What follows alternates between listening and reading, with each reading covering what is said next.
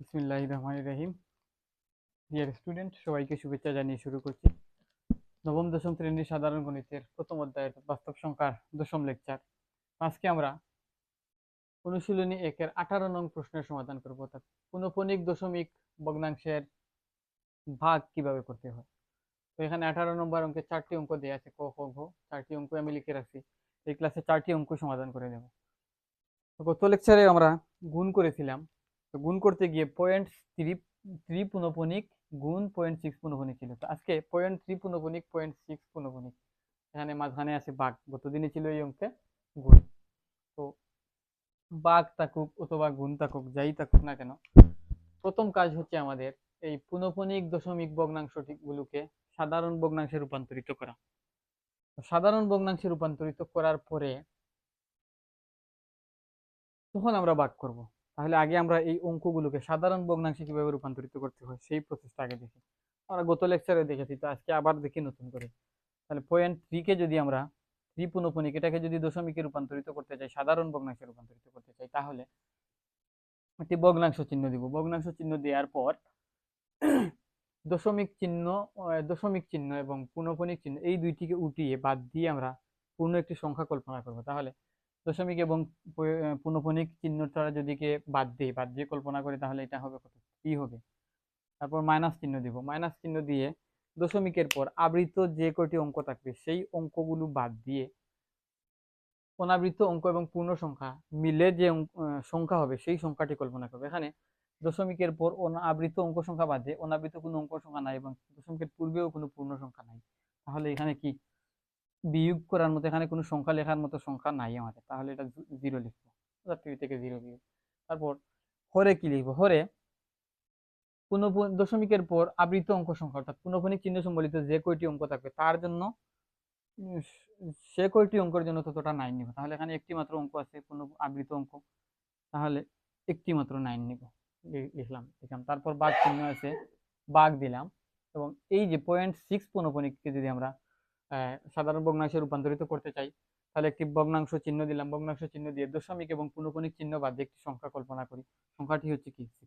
যদি সংখ্যা কল্পনা করি তাহলে সেটি হবে 6। তারপর বিয়োগ চিহ্ন দিলাম। বিয়োগ চিহ্ন দেওয়ার পর দশমিকের পর আবৃত অঙ্ক সংখ্যা বাদে অনাবৃত অঙ্ক এবং পূর্ণ সংখ্যা নিয়ে একটি সংখ্যা কল্পনা করতে হবে। তাহলে এখানে অনাবৃত অঙ্ক সংখ্যাও নাই, পূর্ণ সংখ্যাও নাই, তাহলে এখানে সংখ্যা বিবেচনা করার মতো কোনো অপশন নাই। তাহলে আমরা এখানে কি করবো? শূন্য বিয়োগ দিয়ে দেবো। কিছু নাই মানে তো শূন্য আছে, শূন্যটাকে বিয়োগ করে দিলাম। তারপর হরে কি লিখবো? হরে দশমিকের পর আবৃত অঙ্ক সংখ্যা আছে একটি, তার জন্য একটি মাত্র 9 নিলাম। ঠিক আছে। এখন পরের লাইন করি। পরের লাইন 3 থেকে যদি 0 বাদ দিই তাহলে 3 নিচে হবে 9 ভাগ 6 থেকে 0 বাদ দিলে 6, নিচে আছে কত? 9। এখন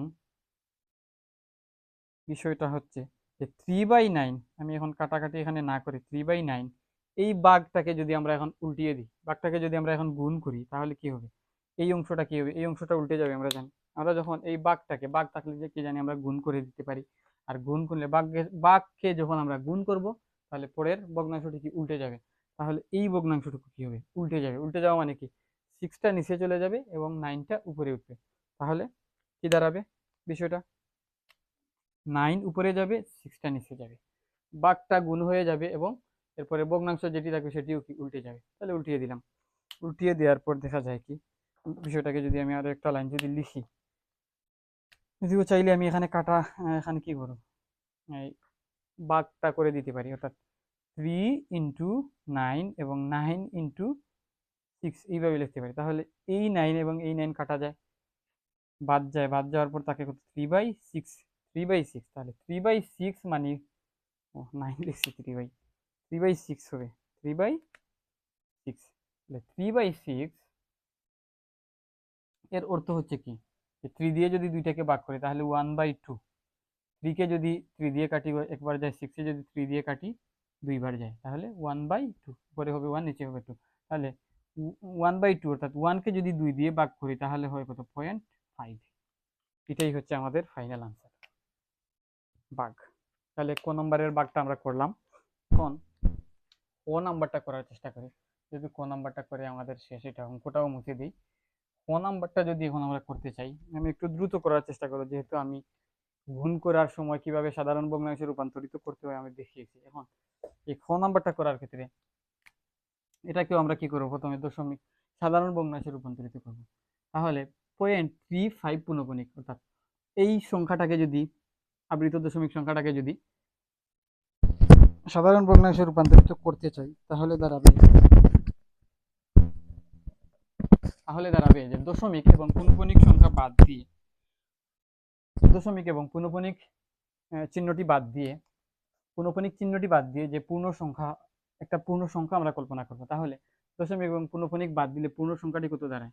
35। তারপর বিয়োগ চিহ্ন দেব, বিয়োগ চিহ্ন দেওয়ার পর দশমিকের পর আবৃত অঙ্ক সংখ্যা যে কটি থাকবে সেই কটি বাদ দিয়ে যেই অঙ্কটি যে অনাবৃত এবং মূল যে সংখ্যাটি থাকবে, পূর্ণ সংখ্যা থাকবে, সেগুলো নিয়ে একটি সংখ্যা কল্পনা করবো। তাহলে এখানে 0.3 এবং দশমিকটা বাদ দিয়ে আমরা এই অংশ নিয়ে যদি একটা সংখ্যা কল্পনা করি, এই অংশ নিয়ে যদি একটি সংখ্যা আমরা কল্পনা করি, তাহলে রেজাল্টটা দাঁড়ায় যে 3 হবে, এখানে 3 হবে।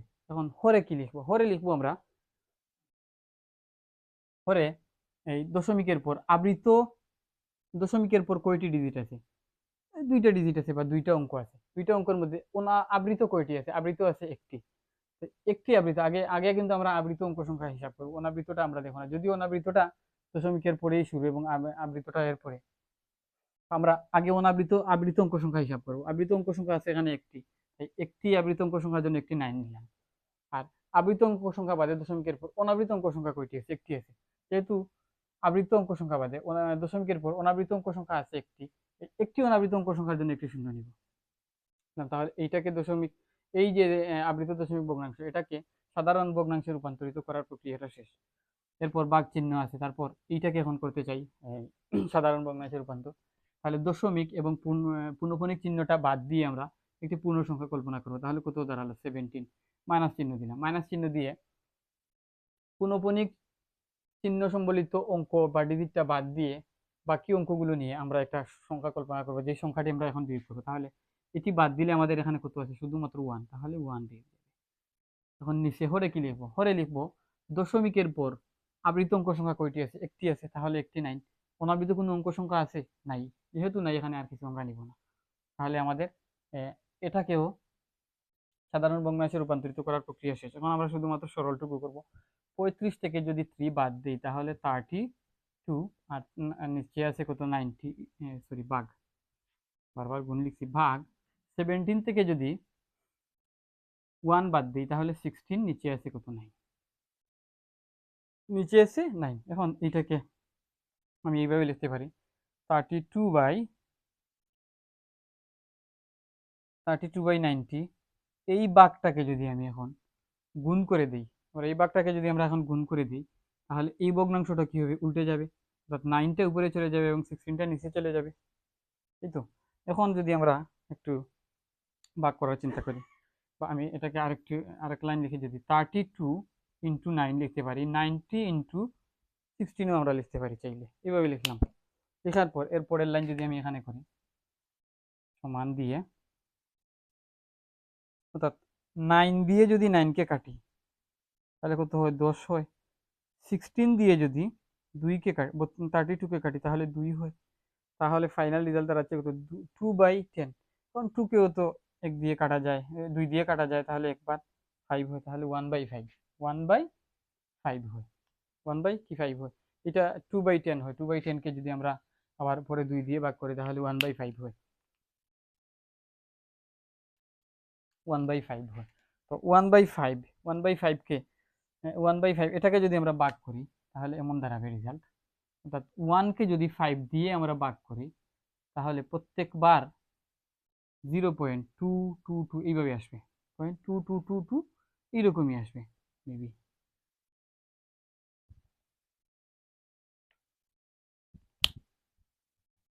কি লিখলাম? 0.22 আসবে না, 0.2 আসবে, 0.2। এটি এখানেই শেষ হয়ে যাবে, এখানেই শেষ হবে, অর্থাৎ আর কোনো সংখ্যা আবৃত হবে না বা অনাবৃত হবে না, এটাই হবে 0.2। এখানে উপরে পুনঃপুনিক টুনঃপুনিক কিছুই হবে না, অর্থাৎ শুধুমাত্র 0.2 হবে, এটাই অ্যান্সার। মানে কিন্তু পুনঃপুনিক কিন্তু হবে না এখানে। অর্থাৎ আমরা যদি 5 দিয়ে যদি 1 কে ভাগ করি, আমি একটু দেখাই, 5 দিয়ে 1 কে ভাগ যাচ্ছে না, একটা শূন্য নিলাম, শূন্য নেওয়ার কারণে এখানে কি দশমিক নিলাম। তাহলে 5 দিয়ে 10 কে যদি ভাগ করি তাহলে যায় কত, দুইবার যায়, দুইবার গিয়ে 10 হয় 0, কিন্তু ভাগশেষ তো হয়ে গেল, তাহলে 0.2 হলো। আশা করি আমরা বুঝতে পারছি। এখন 3 নাম্বার অঙ্কটা করব। এই 3 নাম্বার অঙ্ক, গ নাম্বার, গরুর গ যেটাকে বলি আমরা, গরুর ঘ, গরুর গ আর গুড়ার ঘ, গরুর ঘ, এটাকে যদি করতে চাই তাহলে এইটাকেও প্রথমে আমরা সাধারণ ভগ্নাংশে রূপান্তরিত করব। সাধারণ ভগ্নাংশে যদি রূপান্তরিত করতে চাই 2.37 পৌনঃপুনিক আছে, এইটাকে সাধারণ ভগ্নাংশে রূপান্তরিত করার জন্য একটি ভগ্নাংশ চিহ্ন দিলাম। ভগ্নাংশ চিহ্ন দিয়ে দশমিক এবং পৌনঃপুনিক চিহ্ন বাদে পূর্ণ একটি সংখ্যা কল্পনা করো, তাহলে কি দাঁড়ালো, 237,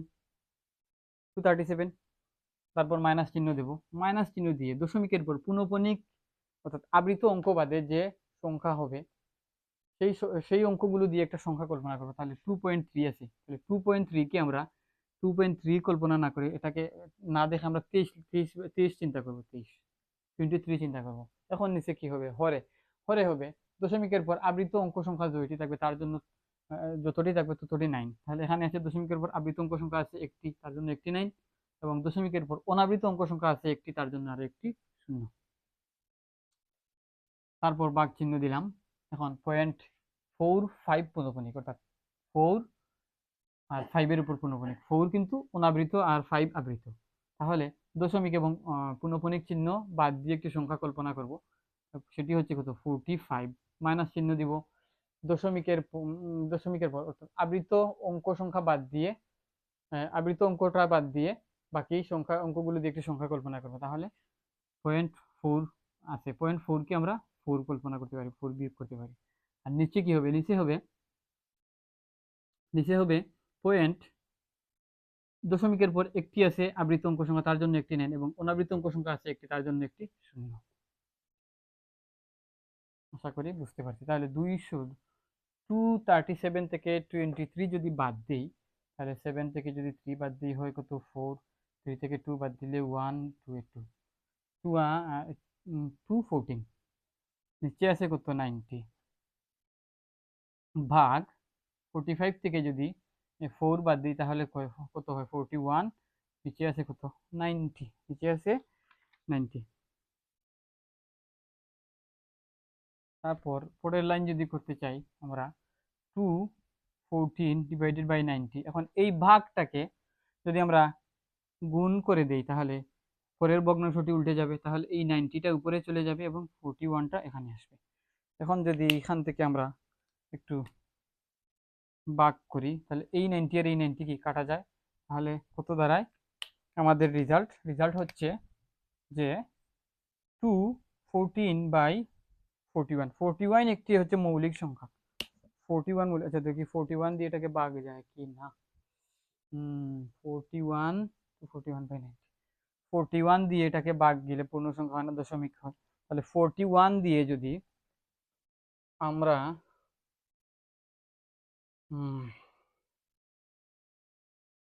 214 কে 214/41, 41 দিয়ে যদি 214 কে আমরা ভাগ করি তাহলে আমি নিচে লিখি, তাহলে ভাগ ফলটা আমাদের দাঁড়াবে 5.2195, 5.2195, 2195, 2195, 2195, 2195, 2195, 2195, 2195, অর্থাৎ এই যে দশমিকের পর 21951, 21951, 21951 ডট ডট ডট এইভাবে 21951, 21951 বারবার আবৃত হতে থাকবে বা রিপিট হতে থাকবে। তাহলে এই যে বারবার রিপিট হতে থাকবে, এইভাবে এটাকে আমরা তো লম্বা করে না লিখে আমরা এইভাবে লিখতে পারি 5.21951,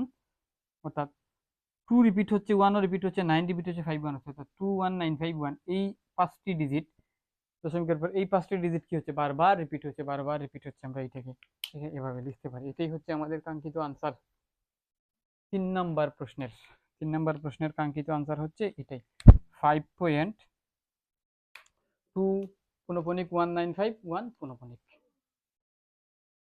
তাহলে গো নাম্বারটা গেল। এখন সর্বশেষ অঙ্কটা করার চেষ্টা করি, যে ঘ নাম্বার, গুড়ার ঘ যাকে বলে, সেটি হচ্ছে 1.185 পুনঃপুনিক ভাগ 0.2 পুনঃপুনিক 4 পুনঃপুনিক।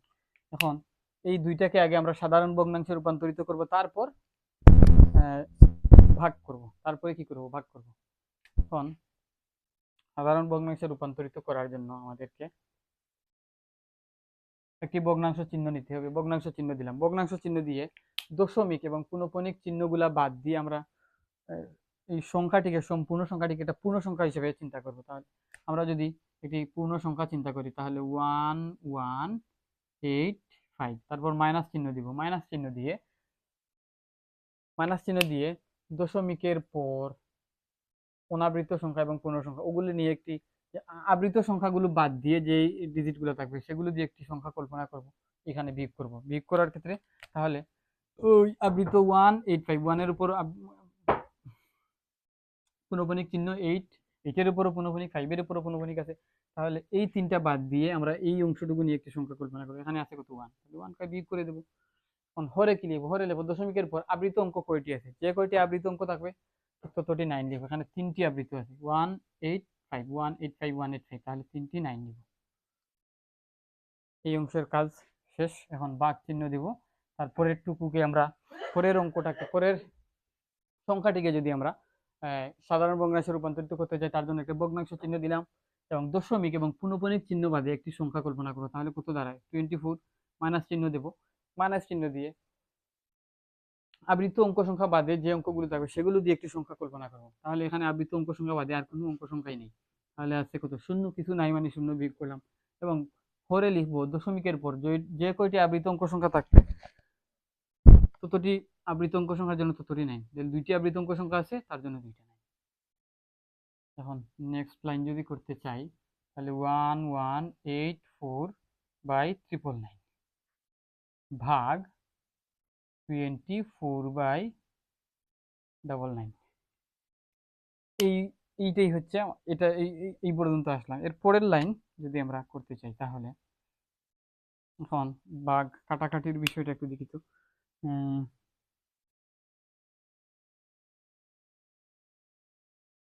সরাসরি যাচ্ছে না, তাহলে এখানে 1184/999 এই বাঘটাকে আমরা গুণ করে দিই, তাহলে এই ভগ্নাংশটা উল্টে যাবে, উল্টে গিয়ে 99 হবে, এখানে হবে 24, হবে 24। এখন এর পরের লাইন যদি করি, তাহলে এটাকে একটু এখানে লিখি যে 1184 ইন্টু 99 ডিভাইডেড বাই 999 ইন্টু 24, ঠিক আছে, এইভাবে লিখলাম। এখন কাটাকাটি করতে যদি চাই, তাহলে কোন সংখ্যা দিয়ে কোন সংখ্যাকে কাটতে পারি,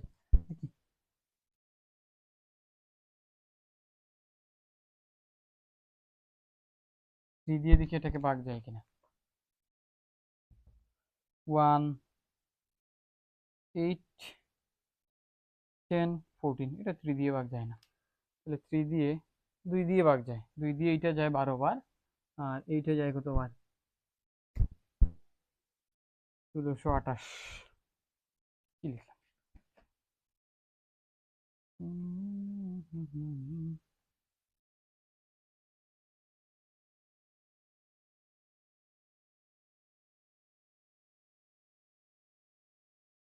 333। এটাকে 2 দিয়ে দিলে কতবার যায়, 12 বার যায়। এটাকে যদি 2 দিয়ে দেই, তাহলে 4 দিয়ে ভাগ যায় কিনা, 80। এই দুইটাকে তো 4 দিয়ে ভাগ করতে পারি, তাহলে 4 দিয়ে ভাগ করলে কত যায়, 6 বার যায়, 4 6 24, আর এটাকে যদি 4 দিয়ে ভাগ করি তাহলে এটা হবে 11 84। এটাকে 4 দিয়ে ভাগ করলে, 11কে যদি 4 দিয়ে ভাগ করি তাহলে কত হয়? 2 যায়, হাতে থাকে 3, 38 হয়। 38 যদি হয় তাহলে 4 নং 36, হাতে থাকে 2, তারপর হচ্ছে 24 হবে কত হয় 296। তাহলে 1184কে যদি 4 দিয়ে ভাগ করি 296 বার যায়, এবং 24কে যদি 4 দিয়ে ভাগ করি 6 বার যায়। তখন 1184কে 4 দিয়ে ভাগ যায়, এটা আমি বুঝলাম কিভাবে? 1104কে এই যে 1104 1184 1184 4 দিয়ে ভাগ যায়, এটা আমি বুঝলাম কিভাবে? সংখ্যা দেখে, আমি তো আর ভাগ করে দেখিনি। তো ক্লাস 6-এ বিভাজ্যতা শেখানো হয়। তো যারা এগুলা পড়ে আসছো তারা অবশ্যই পারো, আর যারা পড়ে আসো নাই তাহলে কোনো সংখ্যা কোন কোন সংখ্যা দিয়ে ভাগ যায় সেইটা ভাগ যাওয়ার সংখ্যা দেখেই বলার প্রসেসটা হচ্ছে। 4 দিয়ে কোনো সংখ্যাকে ভাগ করা যায় কিনা এটা বলার প্রসেস হচ্ছে, কোনো সংখ্যার প্রথম 2টা অঙ্ক নিয়ে গঠিত সংখ্যাকে যদি 4 দিয়ে ভাগ যায় তাহলে সেই সংখ্যাটি 4 দিয়ে ভাগ যাবে। তাহলে এখানে 1184 আছে, 84 একক এবং দশকের গড়ের অঙ্ক, একক এবং দশকের গড়ের অঙ্ক কত? এককের গড়ে আছে 4, দশকের গড়ে আছে 8, তাহলে 4 এবং 8 এই দুইটা নিয়ে হচ্ছে সংখ্যা হচ্ছে কত? 84। 84 কিন্তু 4 দিয়ে ভাগ যায়। 84কে আমরা কি করতে পারি? 4 দিয়ে ভাগ করতে পারি। 4 20 80, আর 4 21 84। যেহেতু 84 4 দিয়ে ভাগ যাচ্ছে তাহলে এই সংখ্যাটিও 4 দিয়ে ভাগ যাবে, আমি এইভাবে বুঝতে পারছি। আর 24কে তো 4 দিয়ে ভাগ যায়, এটা তো এমনিতে চোখে দেখেই বলা যায়। এখন 3 দিয়ে ভাগ যায়, 3 দিয়ে ভাগ যায় 99 এবং 999, 999, 999 এবং 99, এই দুইটা সংখ্যা 3 দিয়ে ভাগ যায়। আমরা 3 দিয়ে ভাগ যায় কিনা এই বিষয়টা বোঝার পদ্ধতি হচ্ছে, যেই সংখ্যাটি আছে, যেমন আমি 999, এই সংখ্যাটি 3 দিয়ে ভাগ যায় কিনা আমি কিভাবে বুঝবো? বুঝার ক্ষেত্রে এই যে 999 এই তিনটাকে আমরা যোগ করব, যোগ করে দেখি কত হয়। তিনটাকে যদি যোগ করি, তিনটা ডিজিটকে, সংখ্যার প্রত্যেকটা ডিজিটকে আলাদা আলাদা ভাবে যোগ করব, যোগ করে দেখি কত হয়। যোগ করলে হয় কত? 27। 27কে আমরা জানি 3 দিয়ে ভাগ করা যায়। যেহেতু এই কোনো সংখ্যার অঙ্কগুলোর যোগফলকে 3 দিয়ে ভাগ করা যাবে তাহলে সেই সংখ্যাটিকেও 3 দিয়ে ভাগ যাবে। কারণ 27 3 দিয়ে ভাগ যাচ্ছে কিনা এটা তো সন্দেহ হতে পারে। কারণ 27কেও তুমি কি করতে পারো? 2+7 এইভাবে লিখতে পারো। এই সংখ্যার অঙ্কগুলোকে আলাদা আলাদা লিখে যোগ করতে পারো, যোগ করলে কত হয়? 9। 9কে তো 3 দিয়ে ভাগ করা যায়। যেহেতু 9কে 3 দিয়ে ভাগ করা যায় তাহলে 2+7কে 3 দিয়ে, 2+7 হচ্ছে 9, 9কে 3 দিয়ে ভাগ করা যায়। যেহেতু 9কে 3 দিয়ে ভাগ করা যায় তাহলে 27কেও 3 দিয়ে ভাগ করা যায়। আর 27কে যেহেতু 3 দিয়ে ভাগ করা যায় তাহলে 999 অর্থাৎ 999কেও 3 দিয়ে ভাগ করা যায়। তো এটা হচ্ছে বিভাজ্যতা, ক্লাস 6-এর পড়া। তো যারা শিখে আসছো তারা তো পারো, যারা শিখে আসো নাই তাদের তো আর মাথা চুলকানো ছাড়া কিছু করার নাই। হ্যাঁ, এখন এটা 3 দিয়ে ভাগ যায় কিভাবে? এটা 3 দিয়ে যদি ভাগ করি তাহলে 3 বার 3 বার, হ্যাঁ। আর এটা কত হবে? 33। এটাকে 3 দিয়ে ভাগ গেলে 9 দিয়েও তো যায়, তাহলে 9 দিয়ে ভাগ যায়। আমি তো দেখতে পাচ্ছি এটা 9 দিয়ে ভাগ যায়, তাহলে এইটা যাবে কতবার? 9 দিয়ে এইটা যাবে 11 বার, আর এইটা যাবে 111 বার। 111 বার, 111 বার, 111 বার, তাহলে 111 ইন্টু 6। আমি এই বিষয়টাকে এইভাবে লিখতে পারি। এখন এখানে কাটাকাটি করছি তো, আচ্ছা তাহলে আমি এখানে লিখি। এটা যায় কত? 293, আর এটা যায় 6 বার, এটা যায় 1 আর এটা যায় 1 হুম তাহলে 111কে যদি আমরা 6 দিয়ে গুণ করি তাহলে 666 হয়। 6 দিয়ে এটাকে ভাগ যায় কিনা দেখি, দেখি এইটা 6 দিয়ে ভাগ যায় কিনা। 2 দিয়ে ভাগ যায়, আবার 9 11 আর 6 কত হলো? 17 হয়। 17কে 3 দিয়ে ভাগ যায় না, তার মানে 296কে 6 দিয়ে ভাগ যাচ্ছে না। 6 দিয়ে ভাগ যায় কিনা দেখার প্রসেস হচ্ছে, কোনো সংখ্যাকে যদি 2 দিয়ে অথবা 3 দিয়ে ভাগ যায় তাহলে সেই সংখ্যাটি 6 দিয়েও ভাগ যাবে। যেহেতু 96কে 2 দ্বারা ভাগ, 296, 296কে আমরা 2 দিয়ে ভাগ করতে পারি, কারণ 2 দিয়ে ভাগ করার জন্য প্রথম এককের ঘরের অঙ্কটা জোড় সংখ্যা হলে আমরা 2 দিয়ে ভাগ করতে পারি। তাহলে এটা জোড় সংখ্যা 2 দিয়ে ভাগ করতে পারি। 3 দিয়ে ভাগ করার প্রসেস আমি এর আগে দেখিয়েছি। কোনো সংখ্যাকে যদি 2 দিয়ে এবং একই সাথে 3 দিয়ে, 2 এবং 3 দিয়ে, দুইটা সংখ্যা দিয়ে যদি কোনো সংখ্যাকে ভাগ করা যায় তাহলে সেই সংখ্যাটিকে 6 দিয়েও ভাগ করা যাবে। এখন এইটাকে যদি আমরা, এটা মুছে দিই আমি, এই অংশটুকুকে যদি লিখি তাহলে এখানে 6 কে 2 দ্বারা ভাগ যায়। আমি দেখতে পাচ্ছি 6 কে 2 দ্বারা ভাগ যায়, 296 কেও 2 দ্বারা ভাগ যায়, তাহলে কাটি। 6 কে যদি 2 দ্বারা ভাগ করি তাহলে হয় 3, এবং 296 কে যদি 2 দ্বারা ভাগ করি, একবার যাবে, তারপর 4 বার যাবে, আরো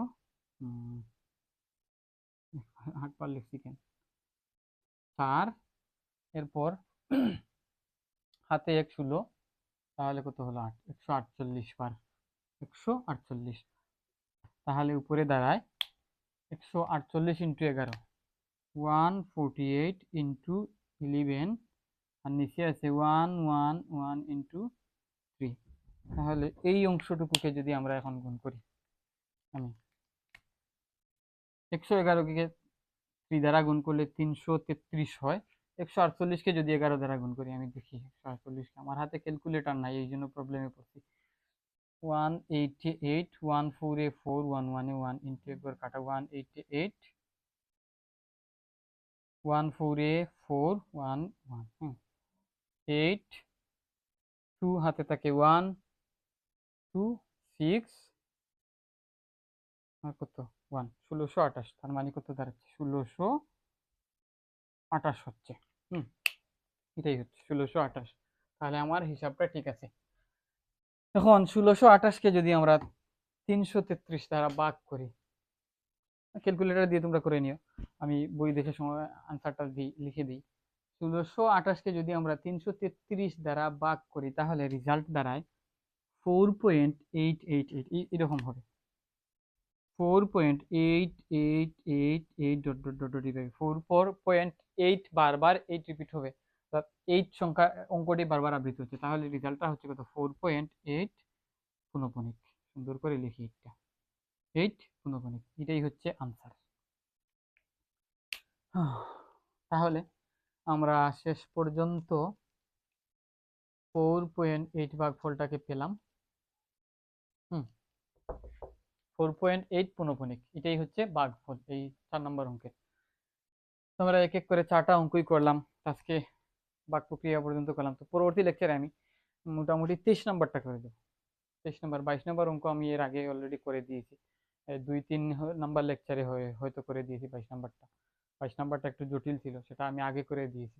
23 নাম্বার সরল করবো, এই যে পুনঃপুনিক দশমিক ভগ্নাংশের সরল, এই 11 নম্বর লেকচারে সরল অঙ্কটুকু করে দেবো। তারপরে বাকি যে অঙ্কগুলো আছে অনুশীলনে সেগুলো করে দেওয়ার চেষ্টা করবো।